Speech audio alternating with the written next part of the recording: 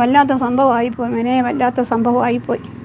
വല്ലാത്ത കഷ്ടമെന്ന് വെച്ചാൽ ഭയങ്കര കഷ്ടം. അവളെ നോക്കാൻ ആരുണ്ടെന്ന് ഞങ്ങൾ രണ്ടുപേരോട് ഇപ്പോൾ അതാ പറഞ്ഞേ. അവളൊരു ദിവസം കിടന്നാൽ അവളെ നോക്കാൻ ആരുണ്ട്? ഹരിതകർമ്മസേന എന്തെങ്കിലും നമുക്ക് തൊഴിലുറപ്പിനൊക്കെ പോകുന്ന ആ ഒരു ശമ്പളമല്ല ഉള്ളൂ. സാധുക്കളെന്ന് പറഞ്ഞാൽ അതാണ്ട് ആ കാര്യം ഞങ്ങൾ പറഞ്ഞുകൊണ്ടിരിക്കുക. മെഡിക്കൽ കോളേജിൽ പോയി കൊണ്ട കൊച്ചിന് ആരുമില്ല സഹായിക്കും. ഇപ്പോൾ സൗണ്ട് കേട്ടിട്ടാണ് ഞാൻ പെട്ടെന്ന് ഓടി വരുന്നത്. ഓടി വന്നപ്പോൾ ഇവിടെ തൊട്ടടുത്ത കടയിൽ നിന്നുള്ള ആളുകളൊക്കെ ഓടി വരുന്നു.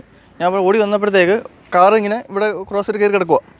അപ്പം വന്ന് നോക്കിയപ്പം ഒരു സ്ത്രീ അടിയിലായിപ്പോയി, അടിയിൽ നിന്ന് ഇറങ്ങുന്നു.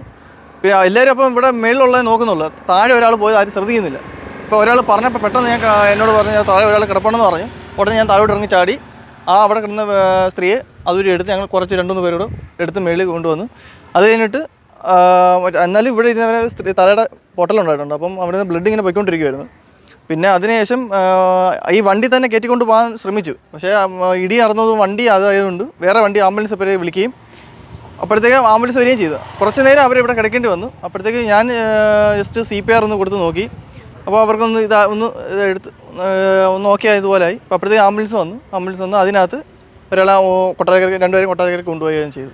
ജീവിതം കരുപ്പിടിപ്പിക്കാൻ തുച്ഛമായ പൈസയ്ക്ക് മാലിന്യം ചുമക്കുന്ന ഹരിതകർമ്മസേനയിലെ സാധുക്കളായ 2 സ്ത്രീകൾക്കുണ്ടായ അപകടത്തിൻ്റെ ഞെട്ടലിൽ നിന്നും നാട്ടുകാർ ഇപ്പോഴും മുക്തരായിട്ടില്ല.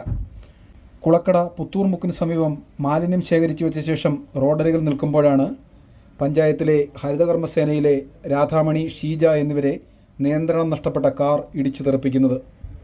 രാധാമണി ഗുരുതരാവസ്ഥയിൽ ഇപ്പോഴും തിരുവനന്തപുരം മെഡിക്കൽ കോളേജ് ആശുപത്രിയിൽ തുടരുകയാണ്. ഞാൻ വരുമ്പോൾ ഒരു സൗണ്ട് കേട്ടിട്ടുണ്ട്. ഞാൻ ഓടി വരുന്നു.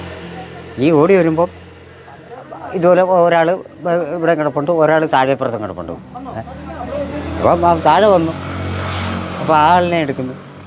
എടുത്ത് നമ്മളെടുത്ത് കൊണ്ടുവന്നു. പിന്നെ രണ്ടാമത്തെ ആളിനെ പിന്നെ ഇതിനകത്തുനിന്ന് വണ്ടിയിൽ കൊണ്ടുപോകുന്നു.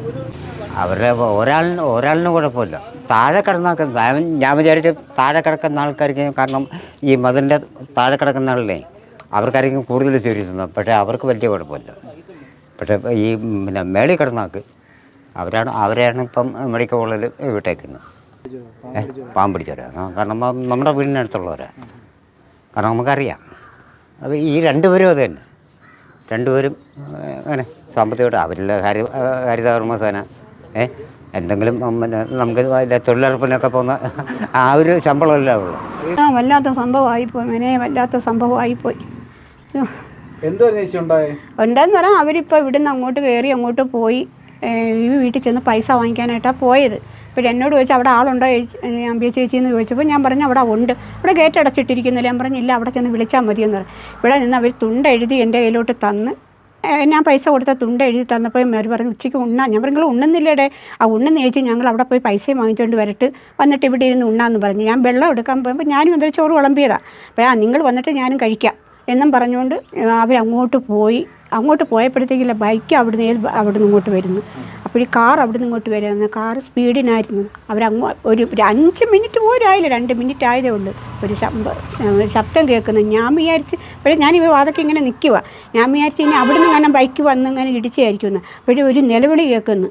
ഞാനിവിടുന്ന് ഓടി. അപ്പോൾ എൻ്റെ താഴെ എൻ്റെ അനിയൻ താമസിക്കുന്നുണ്ട്. അനിയൻ്റെ മോൾ ഓടിക്കൊണ്ട് അങ്ങോട്ട് വന്നപ്പോൾ ഞാൻ ചോദിച്ചാൽ എന്താ മക്കളെ എന്ന് ചോദിച്ചാൽ വണ്ടി ഇടിച്ച് വല്യമ്മച്ചി എന്ന് പറഞ്ഞ്. അന്നേരം വേറൊരു പെണ്ണ് താഴെ കിടക്കുന്നു, മറ്റേ പശു റോഡിൽ കിടക്കുന്നു. അങ്ങനെ എനിക്ക് പറയാനൊക്കുന്നില്ല. മറ്റേ കൊച്ചിന് ബോധമൊന്നുമില്ല. മറ്റേ കൊച്ചിനെ കുഴിയിൽ നിന്ന് പിന്നെ പൊക്കിയെടുത്ത് കൊണ്ടുവന്നത്. മറ്റേ വേറൊരു പയ്യൻ നെഞ്ച് ഇങ്ങനെ തടവി ശ്വാസം പോകുന്നില്ല. അപ്പോൾ എനിക്ക് ഈ കൈക്ക് നീരുണ്ടായതുകൊണ്ട് എനിക്കിങ്ങനെ അമർത്താൻ പറ്റുന്നില്ല. അപ്പോൾ ആ പയ്യനെ അമർത്തിയത് ഒരു ബനിയനിട്ട് ബനിയനാണോ എന്നറിയത്തില്ല. അമർത്തിയപ്പോൾ ഇങ്ങനെ ആക്കിയതേ ഉള്ളൂ. ഏമ്പൊക്കെ മേപ്പോട്ടൊന്നും ഇട്ടതേ ഉള്ളൂ. പിന്നെ അനക്കമില്ല. ഞാൻ കിടുകിടാന്ന് വിറയ്ക്കുക. എനിക്കറിയത്തില്ല, പറയാൻ പറ്റത്തില്ല മക്കളെ. അതേ കണക്കായിപ്പോയി. വല്ലാത്തൊരു സംഭവമായിപ്പോയി. ആ ചാക്ക് ഞാനാ പിന്നെ അങ്ങോട്ട് എടുത്ത് വെച്ചത്. ചാക്ക് അവിടെ ഇരിക്കുന്നതുകൊണ്ട് അവിടെ വെച്ചിട്ട് അവരിങ്ങോട്ട് ഇറങ്ങി അവിടുന്ന് പൈസയും മേടിച്ചു. അപ്പോൾ അവിടെ താഴെ ഇരുമ്പിപ്പുളി ഇരിപ്പുണ്ട്. ആ ഇരുമ്പിപ്പുളി കൊണ്ടുവന്നപ്പോഴത്തേക്കും പേപ്പറിനകത്ത് അവർ പൊതിഞ്ഞു വിട്ടു. അപ്പോൾ ഞാൻ പറഞ്ഞു കവർ തരാം രാധാമണി എന്ന് പറയാം. വേണ്ട ചേച്ചി, ഞങ്ങൾ ഈ കവറുണ്ടെന്ന് പറഞ്ഞിട്ട് അങ്ങോട്ട് പോയേ ഉള്ളൂ. സംഭവം നടക്കുന്നത് സാധുക്കളെന്ന് പറഞ്ഞാൽ അതാണ്ട് ആ കാര്യം ഞങ്ങൾ പറഞ്ഞുകൊണ്ടിരിക്കുക. മെഡിക്കൽ കോളേജിൽ പോയി കൊണ്ട കൊച്ചിന് ആരുമില്ല സഹായിക്കാൻ. ഒറ്റ മനുഷ്യരുമില്ല അതിനെ സഹായിക്കാൻ. തള്ളയില്ല, തന്തയില്ല, സഹോദരനുമില്ല, ആരുമില്ല. അതിന് തുച്ഛമായ പൈസയ്ക്ക് വേണ്ടി അവറ്റങ്ങൾ ഇറങ്ങുന്നത്. അവത്തിങ്ങൾ ഇന്നലെയും അവത്തിങ്ങൾ ഞാൻ പറയുകയും ചെയ്തു, ഈ എരിയാണി വെയിലത്ത് എന്തിനാ പോകുന്നതെന്ന് പറയുമ്പോഴാണ് ഞങ്ങളിതാ ഇങ്ങോട്ട് തിരിച്ച് വരുന്നു ചേച്ചി എന്നും പറഞ്ഞിട്ട് അവത്തിങ്ങൾ ഇറങ്ങിയതാണ്.